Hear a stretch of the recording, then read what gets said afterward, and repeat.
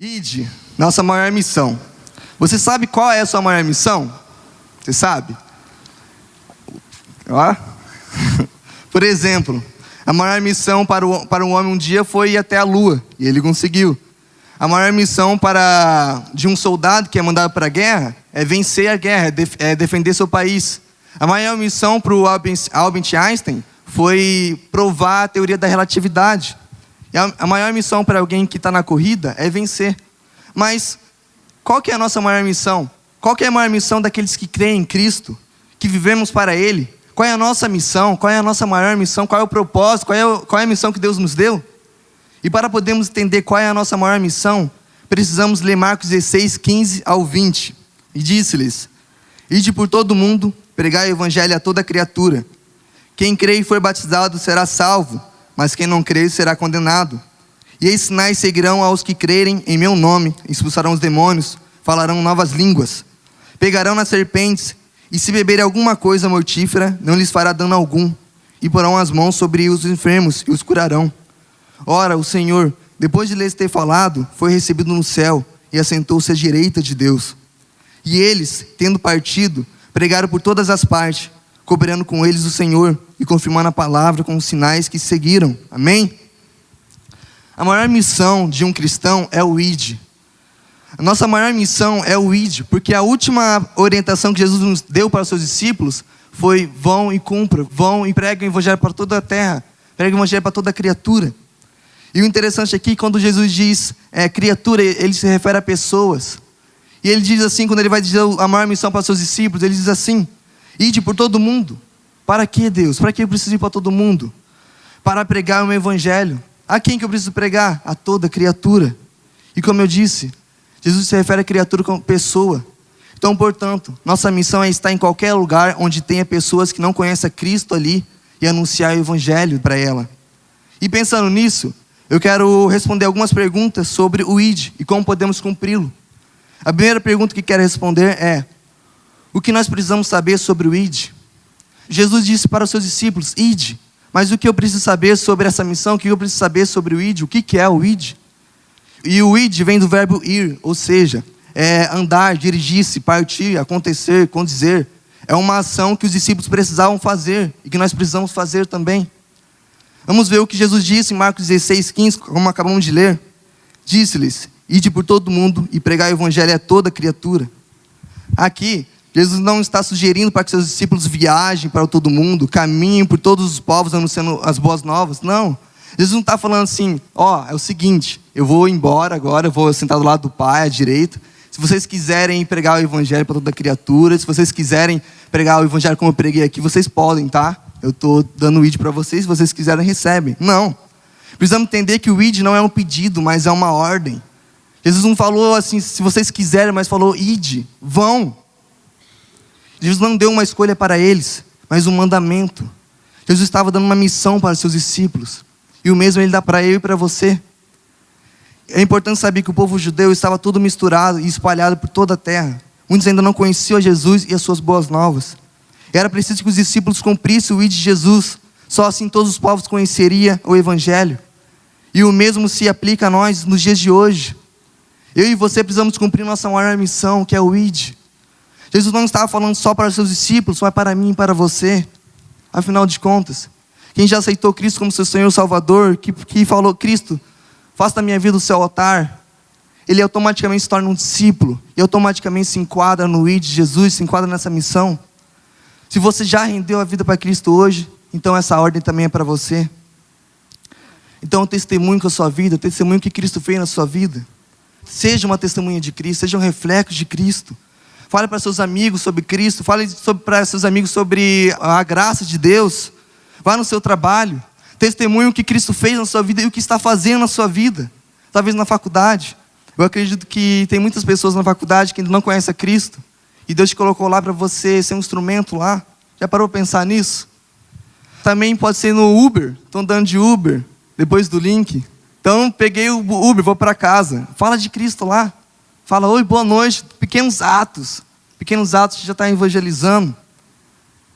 Fale da graça de Deus, diga como sua vida mudou depois que conheceu a Cristo. Eles só poderão saber que Jesus o ama se você ir até eles e mostrar através da sua vida Não fique pensando que isso é só o papel do pastor, mas é de todos nós. Essa missão não é só de uma pessoa, mas é de todos aqueles que já renderam suas vidas a Cristo. E eu me lembro quando eu me converti, eu não sabia muito sobre a Bíblia, e tal, pelo fato de eu ser recém-convertido. Então talvez se você fizesse uma pergunta para mim, eu não saberia responder. Mas no meu colégio tinha um amigo meu que precisava de Cristo. E eu não sabia explicar para ele direito a Bíblia, que eu tinha acabado de me converter. Mas eu sabia falar meu testemunho. Eu sabia falar, fulano, eu era assim, e agora eu sou assim. Fulano, minha vida estava desse jeito, e agora, olha o que Cristo está fazendo com a minha vida. Então eu tinha um testemunho. Testemunhe sua vida. Não fique esperando alguém chegar até você dizendo que sente algo faltando na sua vida. Não espere alguém chegar em você e falar, nossa, estou sentindo um vazio no meu peito. Vou deitar na cama, coloco a cabeça no travesseiro, parece que falta algo a mais em mim. Parece que eu estou jogando toda a minha vida fora. Não fique esperando a pessoa chegar até você, vá. Cristo fala, ide, vá. E é um grande privilégio poder falar das boas novas de Cristo para aqueles que não conhecem, não renderam a vida para Ele ainda. Podemos mostrar a solução para os problemas do vazio da alma. Podemos ver pessoas que amamos aceitando a Cristo como seu Senhor e Salvador. Então obedeça e cumpra essa ordem, que é um grande privilégio que nós temos. Às vezes eu fico pensando, fico imaginando, sonhando. Pessoas que eu tanto gosto, pessoas que estão próximas de mim e não conhecem a Cristo. Fico sonhando delas aceitando a Cristo, elas rendendo a vida a Cristo, elas vindo na perda, se ajoelhando, se rendendo, falando, quero viver para Ele. E para isso eu tenho que saber que o ID é uma ordem, e eu preciso ir. E a segunda pergunta que quero responder aqui hoje é, por onde devemos começar? Por onde começamos? Aprendemos que o ID é uma ordem e não um pedido. Todo aquele que já aceitou a Cristo como seu Senhor e Salvador se enquadra nessa missão. Mas por onde devemos começar? Os discípulos sabiam onde começar? Onde que eles começaram? O que eles fizeram assim que Jesus disse para eles o ID? Assim que Jesus deu para eles a missão, o que eles fizeram? E Jesus nos ensina que devemos começar onde estamos. Por isso, comece aonde você está. Onde você pode cumprir essa missão hoje? Pense nesse instante. Onde que você está no seu contexto da sua vida? Onde que você pode cumprir essa missão de Deus? Para compreendermos melhor, vamos ler Marcos 16:15. Que diz assim, ide por todo o mundo e pregai o evangelho a toda criatura. Quando Jesus disse para os seus discípulos, disse o ide para os seus discípulos, eles não foram de imediato para outra cidade ou para outro país, mas sim aonde eles estavam plantados. Começaram a pregar em Jerusalém, onde eles estavam. Tanto que eles só saíram da terra que eles estavam quando Estevão morreu apedrejado, em Atos 8:9. E os discípulos foram obrigados a sair de Jerusalém, por causa da perseguição que começou lá. Então pense nesse momento, aonde você pode falar de Cristo? Talvez na sua casa, talvez não é todo mundo lá que conhece a Cristo, você pode começar por lá, lá é um bom lugar para começar. Talvez na sua faculdade, seu trabalho. Começa onde você está. Por exemplo, eu Kleber, eu não consigo ir para a África. Por quê? Eu não tenho condições e não sei falar a língua deles e não sei como que é a cultura deles. Então eu não consigo ir para lá. Mas eu consigo falar de Cristo onde eu estou. Eu consigo falar de Cristo na lotérica, quando vou pagar uma conta. E eu odeio ir na lotérica. Então eu posso usar a lotérica para falar de Cristo. Eu consigo falar de Cristo no mercado. Com um simples boa noite. Com um simples tenha um ótimo trabalho. Com um simples oi. Com um simples bom dia.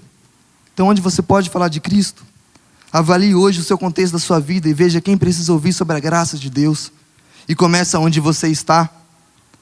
E a terceira pergunta que precisamos responder hoje é, para que fazer tudo isso? Qual que é o propósito de fazer tudo isso? Por que eu preciso saber de tudo isso? Por que eu preciso saber que o ID é uma ordem? Por que eu preciso saber onde que eu devo começar? E eu sei que o ID, também, como que devo começar? Vamos ler Marcos 16, que diz muito bem onde devemos, qual que é o propósito. Quem crê e for batizado será salvo, mas quem não crê será condenado. Depois que Jesus fala para os seus discípulos irem pregar o evangelho para toda criatura, ele diz isso que acabamos de ler. O propósito de nos falar sobre o amor de Jesus é para que as pessoas possam crer em seu nome e assim ser batizadas. Para que fazer tudo isso? Para que eu devo fazer tudo isso então?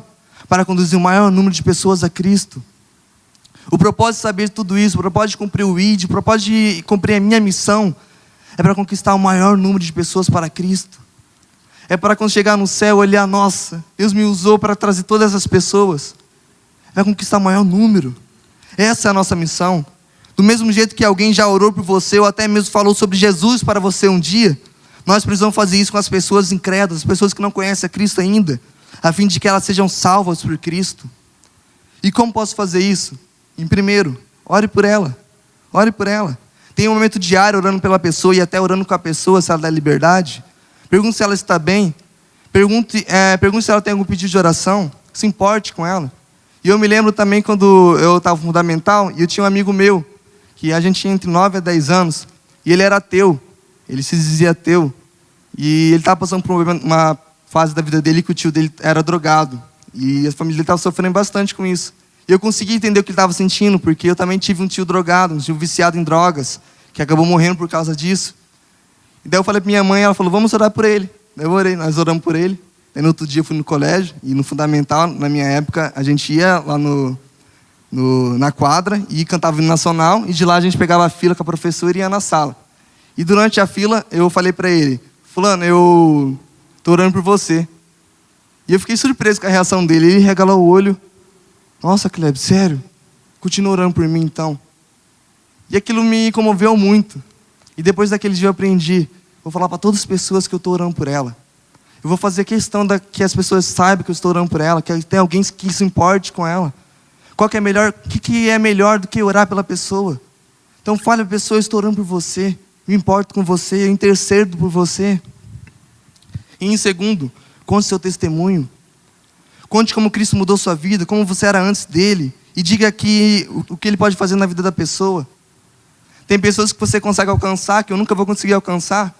Como tem pessoas que eu consigo alcançar hoje, que você nunca vai conseguir alcançar. Talvez porque é mais próximo de mim, não está no mesmo contexto que o seu. Então, conte seu testemunho para essas pessoas. Olha a oportunidade. E em terceiro, convide para ir à igreja. Todo cristão precisa estar numa igreja, precisa estar nesse ambiente de comunhão, estar nesse ambiente de conversar, brincar um com o outro, dedicar um tempo para Deus, servir para Deus. Então, convide para ir à igreja, convide para vir nos cultos de sábados. Para quem não sabe, é 8 horas que começa. Convide para ir no culto de domingo, 10h45, 7h30.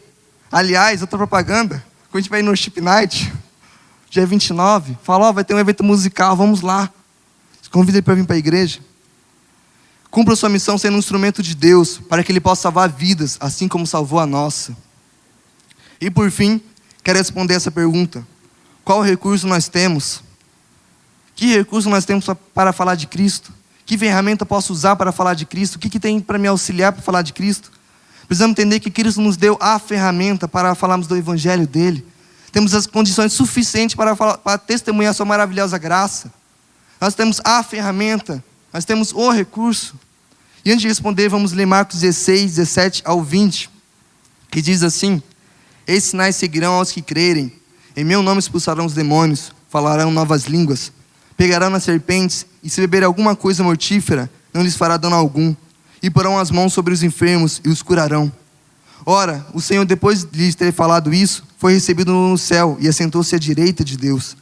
E eles, tendo partido, pregaram por todas as partes, cooperando com eles o Senhor, e confirmando a palavra com os sinais que se seguiram. Amém? Note que Jesus ele diz, em meu nome, ou seja, teremos autoridade para expulsar demônios, curar pessoas e cumprir a nossa missão.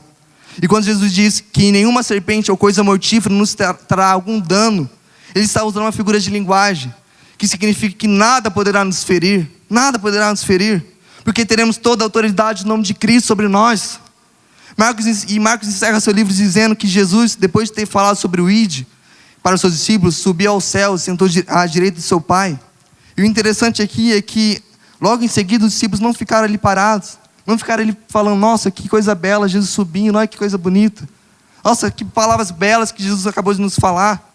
Como foi legal ter Jesus aqui entre nós, como foi legal ver Jesus curando as pessoas. Cara, a gente viu Jesus curando, ressuscitando Lázaro, velho. A gente viu Jesus curando um cego. Como que foi legal ver isso? Não, eles não ficaram conversando entre eles. Eles foram cumprir a missão deles. De imediato eles saíram por toda a terra cumprir a missão deles. E o versículo continua dizendo que cooperando com eles o Senhor. Eles não estavam sozinhos. O Senhor estava cooperando e os ajudando. E eles não tinham o que temer, porque o nome mais poderoso que existe estava sobre eles. O nome mais poderoso que existe, o nome com maior autoridade estava sobre eles. Então, por isso, o nosso maior recurso é Jesus. Qual que é o seu maior recurso para pregar o Evangelho? Qual que é o seu maior recurso para ser testemunha de Cristo aqui na terra? É Jesus. Esse é o nosso maior recurso. Com Ele nós temos tudo. Eles não tinham porquê de ficar com vergonha, com medo. Não tinham que pensar, ó Senhor, o que será da gente se as autoridades o matou? O que será da gente, pobres humanos? Não, eles não ficaram falando isso. Eles não tinham por que falar isso. Não tinha por que ter esses sentimentos. Porque a maior autoridade do mundo, do universo, estava sobre eles. O Criador dos céus e da terra estava sobre eles. Então por isso, gente, eu e você não precisamos ficar com medo. Ficar tímidos. Pensar o que poderá acontecer se eu chegar naquela pessoa e falar, Jesus te ama. Que se chegar naquela pessoa e falar, eu entendo o que você está passando, já passei por isso. Não precisamos ficar com esse medo. Precisamos só cumprir o ID, porque Cristo está sobre nós, Cristo está na frente. Porque a maior autoridade está sobre nós. O maior poder está sobre nós. Aquele que já aceitou e crê em seu nome, tem em suas mãos a maior autoridade, que é Jesus. E veja o que Paulo escreveu em 2 Timóteo 1:7. Pois Deus não nos deu espírito de covardia, mas de poder, de amor e de equilíbrio. Olha que bacana. Deus te deu o espírito de covardia? Não. Deus te deu o espírito de timidez? Não. Deus te deu o espírito de, eu não vou falar não, só basta ir na igreja já tá bom. Não. O que Ele deu? Que espírito que Ele deu? De ousadia, de coragem. Por isso eu desafio vocês a ler esse versículo, dizendo para você mesmo, Deus não me deu o espírito de covardia, Deus não me deu o espírito de timidez, mas deu o espírito de ousadia, deu o espírito de coragem, de equilíbrio. Vamos ler todo mundo junto? Vamos lá, no 3? 1, 2, 3. Pois Deus não nos deu o espírito de covardia, mas de poder, de amor e de equilíbrio. Então vá, você tem tudo. Tem ousadia, o Espírito de Deus está sobre você. Temos a maior missão de todos na nossa vida. E temos tudo o que precisamos para fazer isso. Jesus, nosso maior recurso. E nossa missão, o ID, é ir por todo mundo pregando o Evangelho de Cristo para todas as pessoas. Jesus nos deu essa ordem. Por isso, comece onde você está. Comece hoje a ser uma testemunha. Conduza pessoas a Cristo, sabendo que em você habita toda a plenitude de Jesus. Nós já temos tudo o que precisamos para cumprir nossa maior missão. E quando eu tinha 15 para 16 anos, foi quando eu me converti. Eu aceitei a Cristo como meu Senhor e Salvador. Eu falei que ia viver o resto da minha vida para Ele. E o dia que eu morresse, eu ia viver do lado dEle. E depois de um tempo, começou a aparecer desafios para mim. Começou a aparecer obstáculos. E eu fiquei com medo. E eu me lembro um dia que eu estava com dúvidas, eu estava preocupado, falando, Deus, será que esse é o meu chamado? Será que realmente você existe? Será que realmente eu devo estar aqui? Sou tão pecador. Eu estava lá no culto, falando isso. E daí Deus me trouxe essa lembrança quando eu me converti, quando eu falei que ia dedicar toda a minha vida para Ele. Toda a minha vida. E eu falei para Ele, Deus, se um dia eu desviar, que você me puxe pela orelha, que você dê um tapa na minha cara. Porque eu quero conduzir o maior número de pessoas para Ti. Eu quero conduzir o maior número de pessoas para viver o Seu chamado, para viver o que o Senhor tem para elas. Deus, eu não consigo explicar o que eu sinto. Eu não consigo explicar a Sua presença sobre mim. Por isso que eu quero que as pessoas também sintam. Porque é uma coisa inexplicável. Quando nós cantamos hoje, ninguém explica a graça. Quem explica a graça? Quem explica a Deus? Então vá, cumpra a sua maior missão. A nossa maior missão é cumprir o ID. A nossa maior missão é trazer o maior número de pessoas para Cristo. E devemos começar onde estamos. E devemos saber que nosso recurso é Jesus. Devemos saber que quem está na nossa frente é Jesus. Quem vai te dar as palavras certas é Cristo. Quem vai te conduzir para as pessoas é Cristo. Então se entregue, se rende a Ele. Amém? Vamos orar? Senhor Jesus, essa é a nossa maior missão, Pai. Nossa maior missão, Senhor, é cumprir o ID Seu, Pai. Nossa maior missão, Senhor, é viver cada dia, Senhor, cada dia da nossa vida, Deus. Cada dia da nossa vida para trazer o maior número de pessoas para Ti. Essa é a nossa missão, Senhor. É que a gente saia daqui, Senhor, com o espírito de ousadia, Pai. Que a gente saia daqui, Senhor, com coragem, Pai. Sabendo que o maior recurso está sobre nós. Sabendo que você está na frente, nos guiando, Senhor. Que a gente, Senhor, essa semana que apareça a oportunidade, Senhor, para falarmos de você, Senhor. E se não aparecer oportunidade clara, Senhor, que a gente fale, Senhor, mesmo assim. Deus, que a gente seja testemunha no trabalho, Pai. Que as pessoas possam olhar para a gente, Senhor, e ver que existe algo diferente. Que as pessoas possam olhar para a gente e falar, eu quero o que Ele tem. Eu quero experimentar o que Ele tem vivido. Que na faculdade, Senhor, ó Deus, um lugar ótimo, Senhor, para falar de você. Que as pessoas, Senhor, possam ver você refletir em nós, Pai. Que ela possa ver, Senhor, isso que nós sentimos, Pai. Que elas possam querer sentir isso que nós sentimos, Pai. Talvez daqui, Senhor, vai surgir pessoas que vão começar encontros, discípulos, encontros lá na faculdade, Pai. Células na faculdade. Talvez vai sair daqui pessoas, Senhor, futuros pastores, Pai. Missionários. Talvez vai sair daqui, Senhor, futuros missionários que vão para a África, Senhor, para outros países, Senhor. Mas precisamos saber que nós precisamos começar onde estamos, Pai. Então eis-nos aqui, Senhor, nos use, Pai. Fale conosco, Pai. Que a gente seja um instrumento em Tuas mãos, ferramenta em Tuas mãos, Pai. Em nome de Jesus. Amém. Missionária Central de Maringá.